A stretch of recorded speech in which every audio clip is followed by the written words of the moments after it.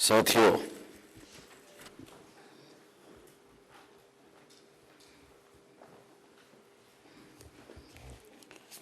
BAMCEF international network के द्वारा world conference on equality and human rights, ये जो कॉन्फ्रेंस आयोजित की गई है, मूल निवासियों का नारा है भारत देश हमारा है। ये हम स्लोगन लगाते हैं।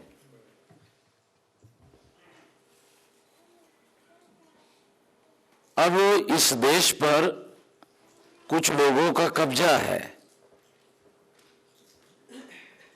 वो लोग गलत काम कर रहे हैं,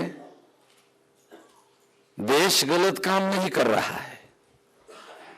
मुझे लगता है हमारा जो सोचने का तरीका है उसमें थोड़ा तब्दीली लाने की जरूरत है, चेंज करने की जरूरत है।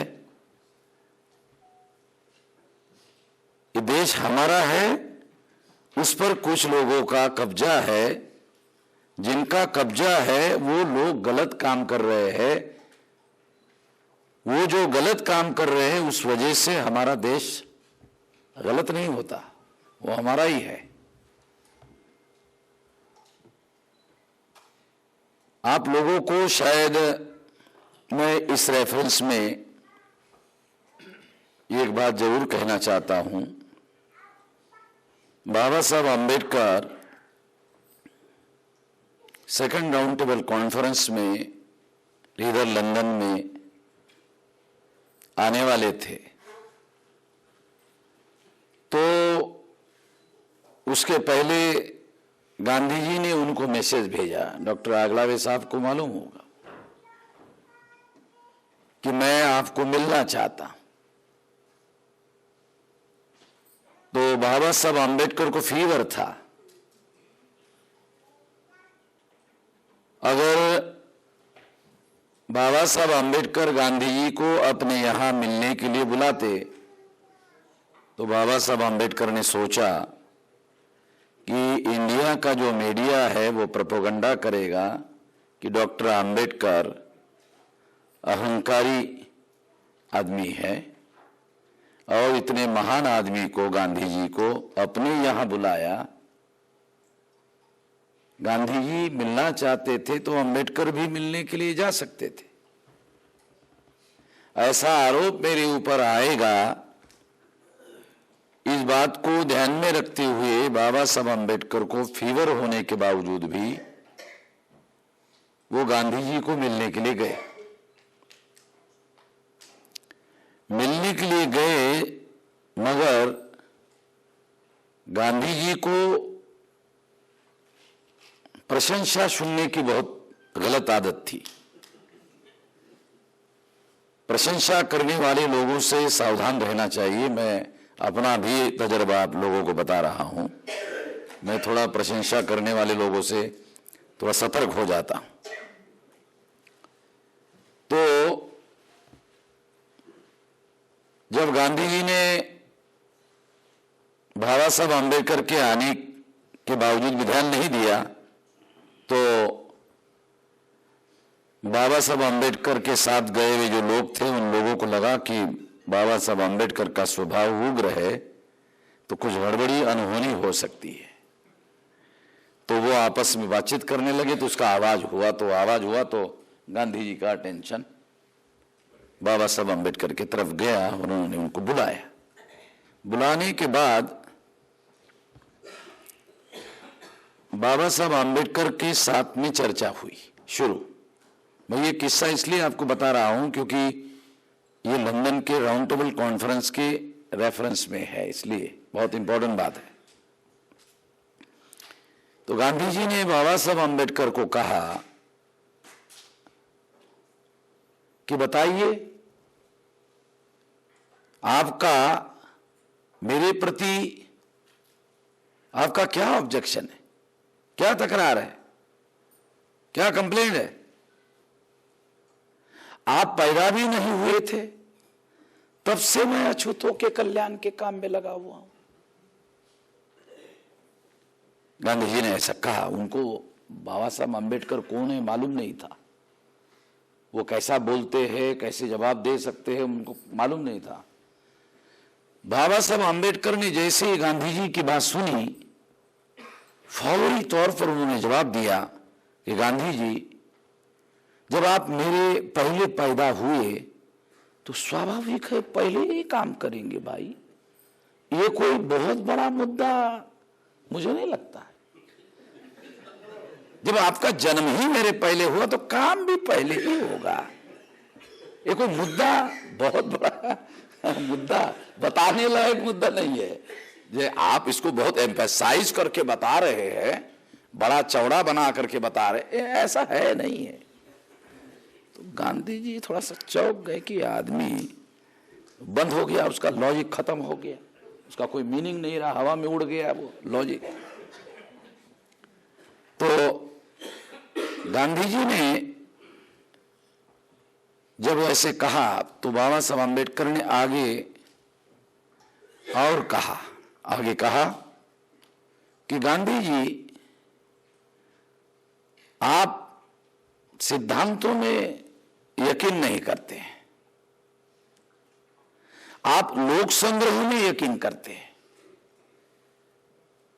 आपका विश्वास लोक संग्रह करने में है, सिद्धांतों में नहीं है। यदि आपका विश्वास और यकीन सिद्धांतों में होता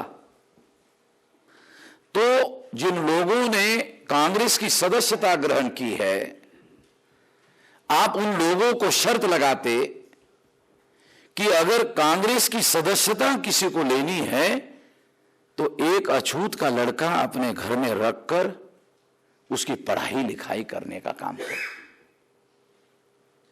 मगर आपने ऐसा नहीं किया। इससे सिद्ध होता है कि आपका सिद्धांतों पर यकीन नहीं है, आपका लोक संग्रह पर ज्यादा यकीन है। इसलिए आपने बहुत महत्वपूर्ण सिद्धांत होने के बावजूद भी ऐसी कोई शर्त आपने सदस्यता बनाने के लिए नहीं रखी। तो गांधी जी को लगा कि मामला थोड़ा गड़बड़ हो रहा मामला। गांधी जी को उन्होंने बहुत सख्ती से पकड़ा, तो क्योंकि बहुत ये लॉजिकल बातें थी। उन्होंने और एग्जाम्पल कहा कि बहुत सारे कांग्रेसी लोग अछूतों पर बहुत सारा अन्याय करते हैं, ऐसे उदाहरण, ऐसे घिनौने उदाहरण गांधी जी नहीं आते यदि आप सिद्धांतों पर यकीन करते। तो गांधी जी को लगा कि ये चर्चा में अंबेडकर को पकड़ना संभव नहीं है, इसलिए गांधी जी ने सोचा शायद अंबेडकर की थोड़ी प्रशंसा कर दो, शायद हो सकता है अंबेडकर को थोड़ा सा कंट्रोल किया करने में कामयाबी मिलेगी। तो गांधी जी ने कहा कि मैंने आपका फर्स्ट राउंड टेबल कॉन्फ्रेंस का सारा रिपोर्टिंग पढ़ लिया है और पढ़ने के बाद मैं इस नतीजे पर पहुंचा हूं कि आप बहुत बड़े देशभक्त हैं। आप बहुत बड़े देशभक्त हैं। गांधी जी ने कहा कि आप बहुत बड़े देशभक्त हैं। वो रिपोर्टिंग पढ़ने के बाद मेरी ऐसी राय बनी। तो बाबा साहब अम्बेडकर ने जवाब दिया और कहा, गांधी जी, इस देश में रहने वाले जो मेरे लोग हैं उनके साथ जिस तरह का व्यवहार होता है उसके आधार पर मैं ऐसा कह सकता हूं, आई हैव नो मदरलैंड। मुझे मातृभूमि नहीं है, मुझे मातृभूमि ही नहीं है, मदरलैंड नहीं है। तो गांधी जी ने फिर कहा की नाही आंबेडकर, आपण 52 कशीचे देशभक्त आहात. आणखी थोडंसं जरा मराठीमध्ये त्यांनी मराठीमध्ये ते मी वाचलेलं आहे. तुम्ही 52 कशीचे देशभक्त आहात, तुम्ही फारच जास्त महान देशभक्त आहात. तो बाबा साहब आंबेडकर ने फिर इसका भी जवाब दिया कि मैं मेरे हाथ से, मेरी तरफ से अगर देश के कल्याण का कोई कार्य हुआ है तो इसलिए नहीं कि मैं देशभक्त हूं। आपको गौर करना चाहिए जो बाबा साहब अम्बेडकर ने कहा कि मैंने देश के हित में अगर कोई कार्य किया है तो इसलिए नहीं किया कि मैं देशभक्त हूं। मैंने ये कार्य इसलिए किया क्योंकि मेरी सद विवेक बुद्धि जागृत है और मैं कोई भी ऐसा कार्य अपने देश के विरोध में नहीं कर सकता, मगर करने के लिए बहुत सारा कारण उपलब्ध है, मगर फिर भी मैंने ऐसा कोई काम नहीं किया। मुझे लगता है जो मैं कहना चाहता हूं, बाबा साहब आम्बेडकर के पास भी कारण थे अपने देश के विरोध में बोलने के और देश के विरोध में करने के, फिर भी उनको जब अवसर मिला तो उन्होंने अपने देश के हित में ही कार्य किया। ऐसा उनका कट्टर विरोधी गांधी जी जो है उनको भी कहना पड़ा। तो इसलिए मेरा देश महान है ऐसा कुछ लोग कहते हैं कि नहीं मैं ऐसा नहीं कहूंगा, मैं ऐसा कहता हूं उनको, ऐसा मत कहिए, कोई बात नहीं, आपको कहने के लिए इच्छा नहीं हो रही है। आप ऐसा कहिए कि मूल निवासियों का नारा है भारत देश हमारा है। मूल निवासियों का नारा है भारत देश हमारा है। ये देश ही हमारा है। ये देश उन लोगों का नहीं है जो आज हम लोगों के विरोध में काम कर रहे। इस वजह से हमारे मन में अपने ही देश के विरोध में भावना पैदा हो रही है। मुझे लगता है कि हमको अपने दुश्मनों को राष्ट्रवादी होने का अवसर नहीं देना चाहिए। वो कहेंगे कि भारत महान है तो लोग कहेंगे कितने राष्ट्रवादी हैं। तो दुश्मनों को राष्ट्रवादी होने का अवसर नहीं दिया जाना चाहिए। जब आप अपने ही देश को महान नहीं कहते हो तो दुश्मनों को राष्ट्रवादी होने का आप लोग अवसर प्रदान करते हो। मुझे लगता है दांवपेच में आप लोग ऐसा कहते हुए कमजोरी साबित करते हैं। अगर आप कोई आंदोलन चलाना चाहते हैं तो आंदोलन चलाने वाले जो लोग हैं उन लोगों को यह ध्यान रखना चाहिए कि नेतृत्व करने वाले लोगों को दांवपेच भी करते आना चाहिए। दांवपेच दुश्मनों के समझ में भी आनी चाहिए और दांवपेच का जवाब दांवपेच से दिया जाना चाहिए। तो हम लोग इसी दांवपेच के तहत कह रहे हैं कि मूल निवासियों का नारा है और भारत देश हमारा है। ये बात अलग है कि उन लोगों के द्वारा बहुत सारा गलत काम हो रहा है और ये जो गलत काम हो रहा है इसकी वजह से हमारे देश के बारे में हमारे ही लोगों के मन में बहुत सारी गलत धारणाएं और गलत भावनाएं पैदा होती है। ये बात हम लोगों को ध्यान रखना चाहिए। दूसरी बात, मैं और एक बात आपको कहना चाहता हूं कि हिंदू के रेफरेंस में बहुत सारे जो या मैंने डेलीगेट्स जो यूके में रहते हैं या यूके में पैदा हुए हैं या इस तरह का थिंकिंग जो अखबारों में पढ़ते हैं, तो अखबारों में पढ़ने की वजह से वो अखबारी कतरनों को आधार बनाकर सोचने का जो तरीका डेवलप करते हैं, मुझे लगता है जो अखबार में छप कर आता है वो फर्स्ट हैंड इंफॉर्मेशन नहीं है। और जो जीनियन आदमी होते हैं वो फर्स्ट हैंड इंफॉर्मेशन को आधार बनाकर सोच डेवलप करते हैं। अखबारी कतरनों में जो छप कर आता है वो सेकंड हैंड इंफॉर्मेशन होती है। अखबारों में, अखबार चलाने वाले लोग बुरा ना माने, मैं भी अखबार चलाता हूं बहुत सारे, मैं भी बहुत सारे अखबारों का एडिटर हूं और कैसे बातों को ट्विस्ट किया जाता है और लिखा जाता है मैं जानता हूं। ट्विस्ट करने का भी उनके पास में ट्रिक होता है, वो किया जाता है।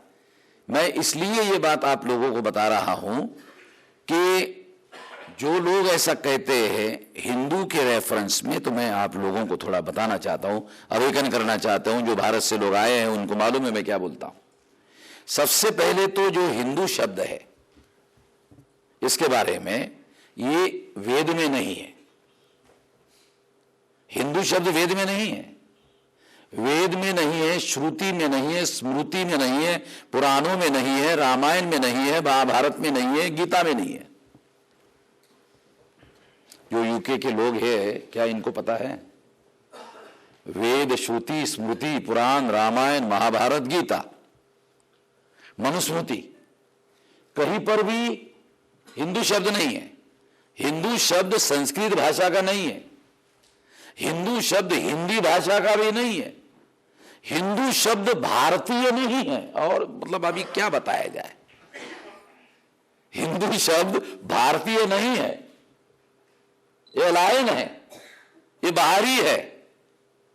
आप सुनकर और हैरान हो जाओगे, जब अकबर ने हिंदुओं पर के नाम पर जिजिया कर लगाया, टैक्स लगाया, तो ब्राह्मण लोग अकबर के पास गए या मुगलों के राजाओं के पास गए और उनको कहा हम हिंदू नहीं है। ये रिकॉर्डेड बातें हैं। अकबर या मुगलों के राजाओं ने कहा, ये रिकॉर्डेड है कि हम हिंदू नहीं है और हमारे ऊपर जो जिजिया कर लगाया जा रहा है, चूंकि ये हिंदुओं पर लगाया जाने वाला टैक्स है, जब हम हिंदू है ही नहीं तो हम लोगों को इससे एग्जम्पशन दिया जाए। ये एग्जम्पशन का रिकॉर्ड है, एग्जम्पशन का रिकॉर्ड है, लिखित रिकॉर्ड अवेलेबल है। तो इसका मतलब क्या है? इसका मतलब है कि ब्राह्मण अपने को हिंदू नहीं मानते थे। और कब तक नहीं मानते थे? 1875 तक, जब दयानंद सरस्वती ने आर्य समाज नाम का संगठन बनाया। हिंदू समाज नाम का नहीं बनाया, बल्कि वो तो ये मानते थे कि हिंदू मुगलों की दी हुई गाली है, ये हमें मंजूर नहीं है। दयानंद सरस्वती के सत्यार्थ प्रकाश नाम के ग्रंथ में लिखा हुआ है, आप पढ़ लेना। हो सकता है नया एडिशन में मैं सारे देश भर में बोलता हूं, तो मैं जो बोलता हूं वो ब्राह्मण लोग सबसे ज्यादा सुनते हैं, हमारे लोग कम सुनते हैं। तो मैं जो बोलता हूं तुरंत प्रभाव से वो ग्रंथों में से निकाल देते हैं। बहुत सारे, अभी ये तुलसी रामायण है, उसमें लिखा था ढोल गवार शूद्र पशु नारी सब है ताड़न के अधिकारी। वो शूद्र, अब ये नया जो एडिशन निकला उसमें से शूद्र शब्द निकाल दिया और उसमें हरिजन डाला, हरिजन शब्द डाला। अब उन लोगों को यह पता नहीं है कि शूद्र शब्द वाला तुलसी का रामायण भी मेरे पास है और हरिजन वाला भी मेरे पास है, दोनों मेरे पास है। तो पक्का हो गया, एविडेंस मेरे पास। उनको मालूम नहीं है कि हम लोग एविडेंस जो है इकट्ठा कर रहे हैं, और जो एविडेंस नहीं मिलते हैं फिर ये ब्रिटिश लाइब्रेरी में आते हैं हम लोग। इन लोगों ने सब कुछ इधर ला के रखा हुआ है। 200 साल पुरानी मनुस्मृति हमने ऑस्ट्रेलिया से मंगाई। हमारे ऑस्ट्रेलिया से कपिल का है, कपिल ने ही भेजा, बराबर है, कपिल ने ही भेजा। अब करंट वाली जो मनुस्मृति है उसमें वो चेंज करते हैं। और 200 साल की मनुस्मृति जो बाबा साहब अम्बेडकर रेफर करते थे, मनुस्मृति के रेफरेंस में जो लिखा उन्होंने, वो मनुस्मृति का रेफरेंस लेते थे। तो वही कॉपी जो है हमने इंडिया में मंगा के प्रिजर्व किया। तो मैं इसलिए आप लोगों को ये सारी बातें बता रहा हूं क्योंकि बहुत सारे लोग जो यूके के हैं उनको ये पता नहीं है। दूसरी बात ये हो गया कि ब्राह्मण हिंदू है नहीं। 1922 को कुछ ब्राह्मण जो है महाराष्ट्र में नासिक में इकट्ठा हुए और हिंदू महासभा की स्थापना की 1922 में। उसका कारण भी था, इंग्लैंड में 1917 को एडल्ट फ्रेंचाइज का आंदोलन शुरू हुआ कि हर एडल्ट व्यक्ति को वोट का अधिकार होना चाहिए। यूके में भी नहीं था, यूके वालों को शायद पता नहीं है, जानकारी है कि नहीं, यूके में भी एडल्ट फ्रेंचाइज नहीं था। हर 21 साल के व्यक्ति को वोट का अधिकार नहीं था। एडल्ट फ्रेंचाइज के लिए संघर्ष और आंदोलन बाबा साहब आंबेडकर ने किया। आप सुनकर हैरान हो जाओगे कि अंग्रेजों ने इधर जो कमिटी बनाई थी 1936 को, इधर यूके में, उस कमिटी में भी बाबा साहब आंबेडकर को मेंबर बनाया था। इतना एडल्ट फ्रेंचाइज का उनका स्टडी था। तो इनके ज्ञान से फायदा लिया जाए। यूके वालों ने भी एडल्ट फ्रेंचाइज की कमेटी बनाई थी 36 में, उसमें बाबा साहब अंबेडकर को सदस्य के तौर पर लिया था। ब्रिटिश इंडिया के बाबा साहब अंबेडकर ब्रिटिश इंडिया के हैं, तो ब्रिटिश इंडिया का मतलब है ब्रिटेन के अधीन इंडिया है, दैट इज ब्रिटिश इंडिया।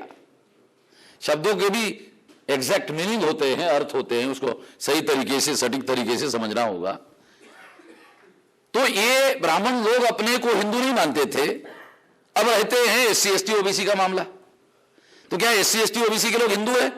तो जो मुगल थे वो SC ST OBC को अपनी प्रजा मानते थे, और मुगलों की जो प्रजा थी वो मुगलों के गुलाम थे। मुगलों की जो प्रजा थी वो मुगलों के गुलाम थे, और गुलामों को मुगल हिंदू कहते थे। ब्राह्मणों का तो रिप्रेजेंटेशन लेकर गए ब्राह्मण कि हम हिंदू नहीं है, गुलामों का तो कोई रिप्रेजेंटेशन होता नहीं है, तो वो कोई रिप्रेजेंटेशन लेकर मुगलों के पास तो गए नहीं कि हम भी हिंदू नहीं है, ये कहने के लिए।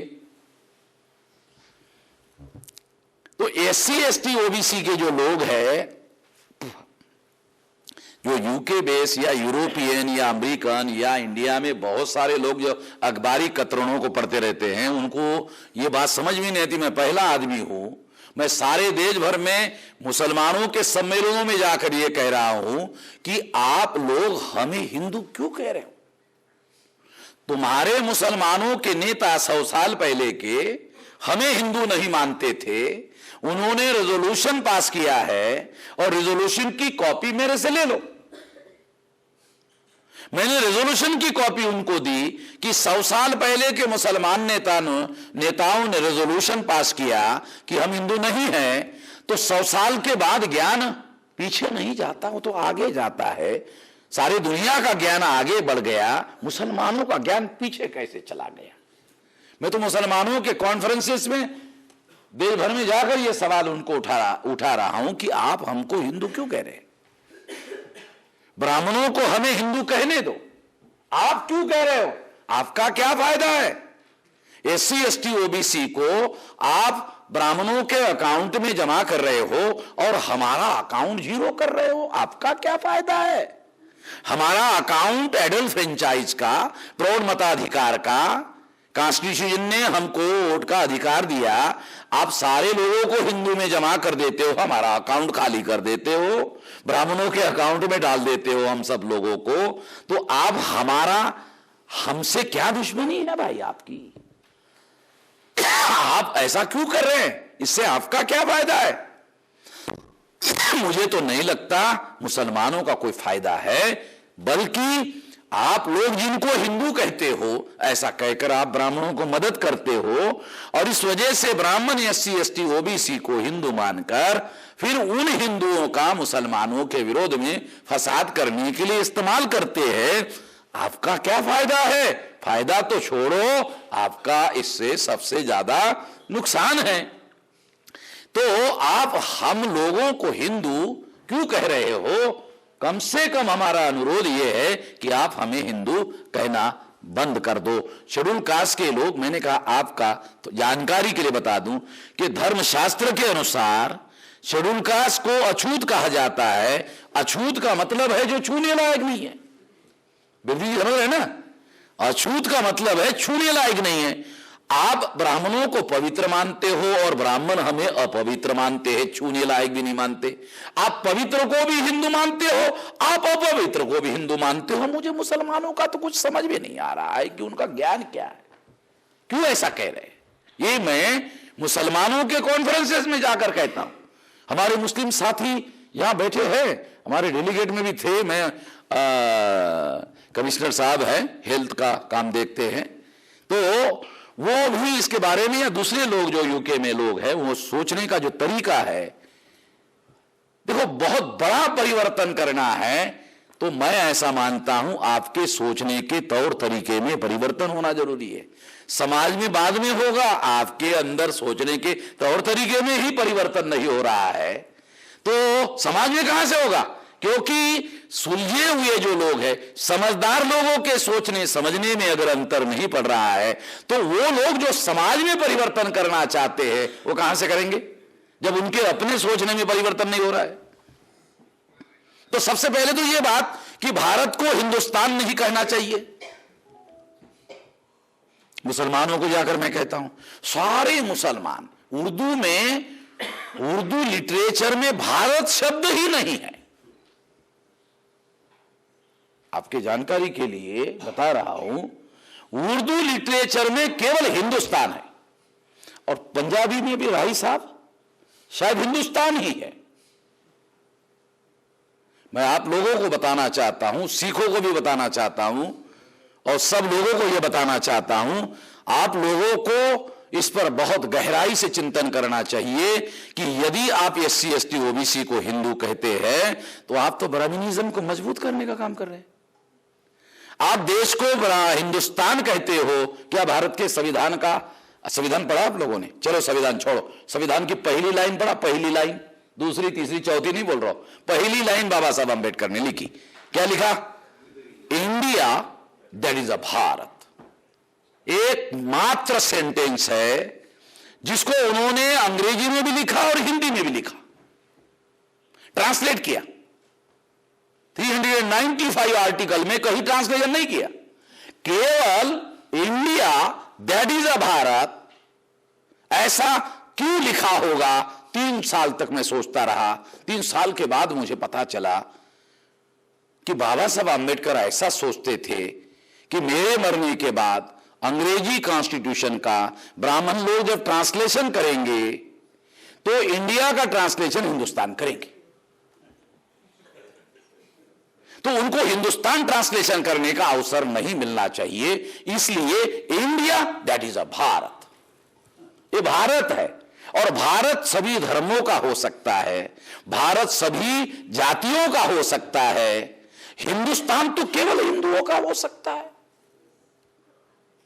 मुझे लगता है शब्दों में कितनी ताकत होती है, और ड्राफ्टिंग करते वक्त सबसे ज्यादा शब्दों पर क्यों ध्यान दिया जाता है, और सारे दुनिया के डेमोक्रेटिक कंट्री में सुप्रीम कोर्ट और हाई कोर्ट शब्दों की व्याख्या करने के लिए क्यों बनाए गए हैं, शायद अभी आप लोगों को थोड़ा बहुत समझ में आ रहा होगा।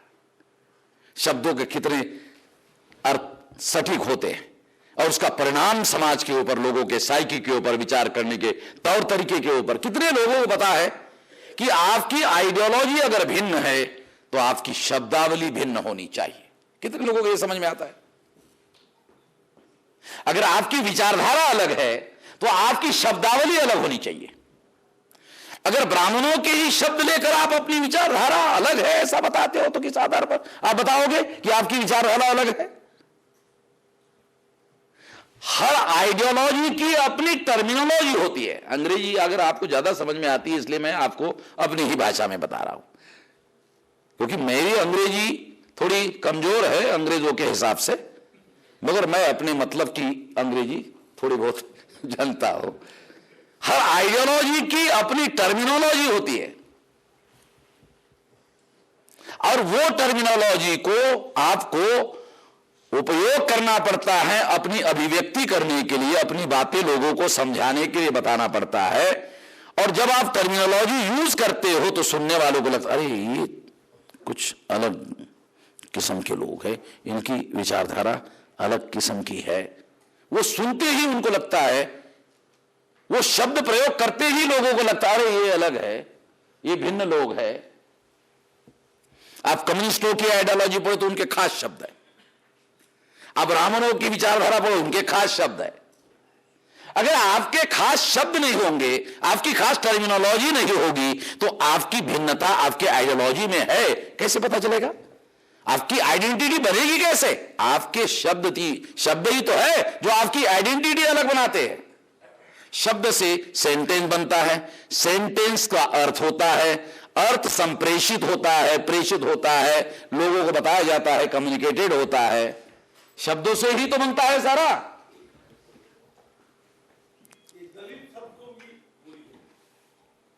प्रोफेसर प्रामाणिक है तो नाम के हिसाब से भी वो प्रामाणिक है। तो वो बहुत सारी बातें हैं जो हम लोग कहते हैं। अभी दलित शब्द के रेफरेंस में बहुत सारे लोगों का बहुत सारा ऑब्जेक्शन होते रहता है, मगर हमारा जो ऑब्जेक्शन है वो अलग बात है। हम जो ऑब्जेक्शन करते हैं, क्योंकि बहुत सारे लोग दलित शब्द को प्राउड फील करते हैं। मुझे नहीं लगता कि दलित शब्द जो है ये प्राउड फील करने का है। जब इसको प्राउड फील किया जाता है तो यह पंचम वर्ण बन जाएगा। गांधी जी, आप बाबा साहब अंबेडकर का एनिहिलेशन ऑफ कास्ट पढ़ो। बाबा साहब एनिहिलेशन ऑफ कास्ट के विरोध में गांधी जी ने कुछ क्रिटिसिज्म लिखा, समीक्षा लिखी। उस समीक्षा में उन्होंने ये विचार व्यक्त किया कि ये सभी अछूत जातियों को इकट्ठा करके एक नाम दिया जाना चाहिए और सभी जातियों को एक नाम देकर उसका एक पांचवा वर्ण बनाना चाहिए। एनिहिलेशन ऑफ कास्ट में बाबा साहब अंबेडकर ने जब उसका जवाब दिया, वो जवाब भी आप लोग पढ़ लो, तो बहुत केयरफुली ये सारी बातें अगर आप ध्यान से सुनोगे तो मैं ऐसा मानता हूं कि दलित शब्द जो है प्राउड फील करने का शब्द नहीं है, बल्कि बाबा साहब अंबेडकर ने दलित शब्द के बजाय शेड्यूल कास्ट शब्द क्यों डाला। चलो आप लोगों को थोड़ा ये बता देता हूं, शेड्यूल कास्ट शब्द क्यों डाला। ये कॉन्स्टिट्यूशनल है, ये लीगल टर्मिनोलॉजी को इसके साथ जुड़ा हुआ है। और बाबा साहब अंबेडकर परिवर्तनवादी है, वो दलित भी नहीं रखना चाहते हैं और शेड्यूल कास्ट भी नहीं रखना चाहते, मगर शेड्यूल कास्ट को परिवर्तित किया जा सकता है। दलित अगर आप प्राउड करते हो तो परिवर्तन कैसे करोगे, वो तो पंचम वर्ण में रूपांतरित हो जाएगा। जब प्राउड फील करते हो तो दलित शब्द ये पंचम वर्ण में रूपांतरित हो जाएगा। तो 4 वर्ण की व्यवस्था आप 5 वर्ण की व्यवस्था में रूपांतरित कर दोगे, आप इजाफा कर दोगे हमारे सत्यानाश का, इसमें बढ़ोतरी कर दोगे। इससे फायदा क्या होगा। 4 वर्ण की व्यवस्था को आप पंचम वर्ण की व्यवस्था में रूपांतरित कर दोगे। दलित शब्द को प्राउड फील करके अगर आप ऐसा कहते हो, अगर आप इसके निगेशन में कुछ करते हो, इसके विरोध में कुछ करते हो, तो एक बात है। मगर दलित शब्द को सारे देश भर में जो लोग यूज करते हैं वो ज्यादातर प्राउड फील करने के दृष्टिकोण से इस बात को करते हैं। मुझे लगता है ये बात सही नहीं है।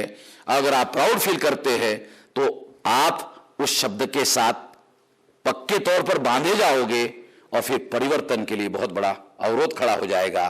क्योंकि बाबा साहब आंबेडकर की जो विचारधारा है, सबसे बड़ा मुद्दा क्या है कि बाबा साहब आंबेडकर की जो परंपरा है वो परिवर्तन की परंपरा है। बाबा साहब आंबेडकर की जो परंपरा है, वैसे कोई परंपरा परिवर्तन करने वाली नहीं होती है, मगर बाबा साहब आंबेडकर के विचारधारा की जो परंपरा है ये परिवर्तन की परंपरा है। इसको समझने की कोशिश करो। तो ये बात मैं आप लोगों को समझाना चाह रहा था कि अछूत को, केवल अछूत का ही मुद्दा नहीं है, केवल अछूत को ही हिंदू नहीं कहा जा सकता।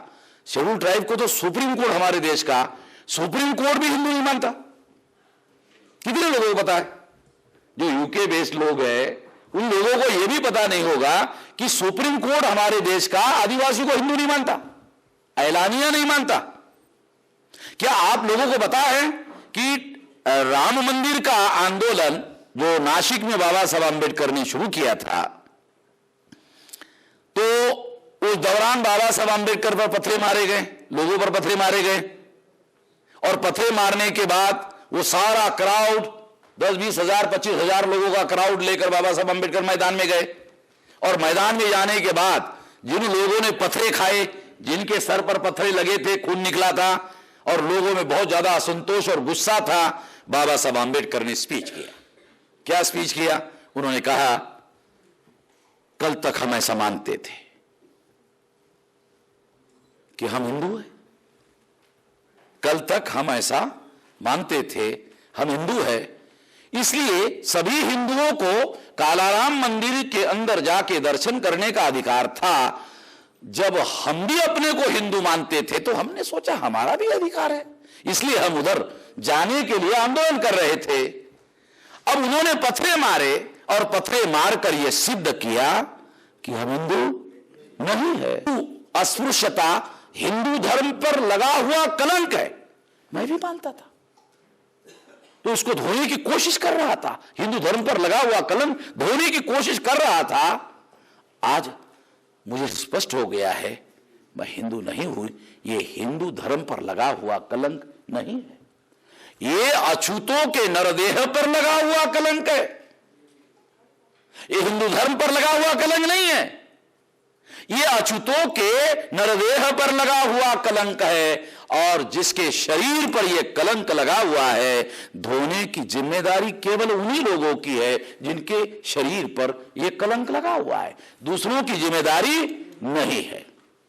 इसलिए हमको, ये हमारी ही जिम्मेदारी है और हमको दूसरा रास्ता एख्तियार करना चाहिए। और कहा अब हम भविष्य में अपना सर टकराने का काम नहीं करेंगे, हम अलग रास्ता निकालेंगे और वहां से सेपरेट इलेक्टोरेट का थिंकिंग जो है बाबा साहब आंबेडकर ने सोचना शुरू कर दिया। और उतने में ही उनको इनविटेशन आया और उन्होंने उस आंदोलन को स्थगित किया और स्थगित करके इधर आए, लंदन में आए और इधर बहुत दिन इधर रुके रहे। दादा साहब गायकवाड़ ने उनको लेटर लिखा कि दोबारा यह आंदोलन शुरू करने की अनुमति दिया जाए। दादा साहब गायकवाड़ ने लेटर लिखा, बाबा साहब ने कहा कि राम का दर्शन करना हमारे आंदोलन का मकसद नहीं था, हमारे लोगों को हक और अधिकार हासिल करने के लिए संघर्ष करने की जिद पैदा होनी चाहिए। ये जिद पैदा हो गई है, हमारा मकसद पूरा हो गया है, राम का दर्शन करना हमारा मकसद नहीं था। मुझे लगता है इंटरप्रिटेशन कर रहा हूं मैं आपको बातों को समझने के लिए, रिकॉर्ड तो अवेलेबल है, मगर इंटरप्रिटेशन हर आदमी नहीं कर पाता, उसके पास अंडरस्टैंडिंग होनी चाहिए, उस तरह का दृष्टिकोण होना चाहिए। मैं ये बात इसलिए आपको बता रहा हूं, ये एविडेंस भी बता रहा हूं कि बाबा साहब आंबेडकर भी कह रहे हैं कि हम हिंदू नहीं है, हमको अलग सेपरेट अलग रास्ता अपनाना होगा। और फिर उन्होंने सेपरेट इलेक्टोरेट का मुद्दा यहां उठाया, यह भी एविडेंस है। मैं इस रेफरेंस में दूसरी एक इंपॉर्टेंट बात आपको बताना चाहूंगा, मगर पहले मैं शेड्यूल कास्ट शेड्यूल ट्राइब के साथ साथ अदर बैकवर्ड क्लास के लोग भी हिंदू नहीं है, ओबीसी के लोग भी हिंदू नहीं है। कैसे नहीं है? ओबीसी वर्ण व्यवस्था में शूद्र है, ओबीसी ब्राह्मण नहीं है, क्षत्रिय नहीं है, वैश्य नहीं है, ओबीसी शूद्र है। शूद्र मनुस्मृति के अनुसार अधिकार वंचित है, अधिकार वंचित लोग गुलाम होते हैं।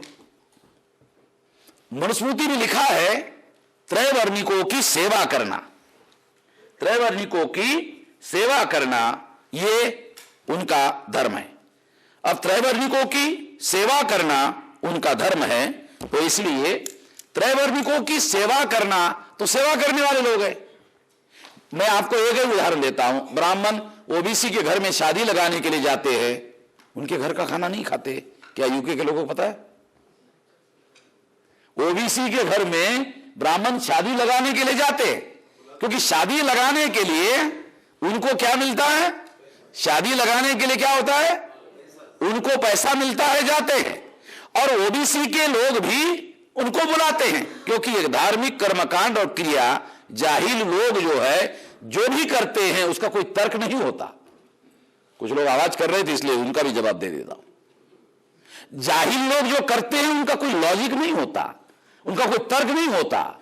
जाहिल लोग बहुत कुछ करते रहते हैं, उसमें तर्क ढूंढने की कोई जरूरत नहीं है, उसमें कोई तथ्य ढूंढने की जरूरत नहीं है। जाहिल लोग जाहिलाना ही हरकतें करते रहते हैं।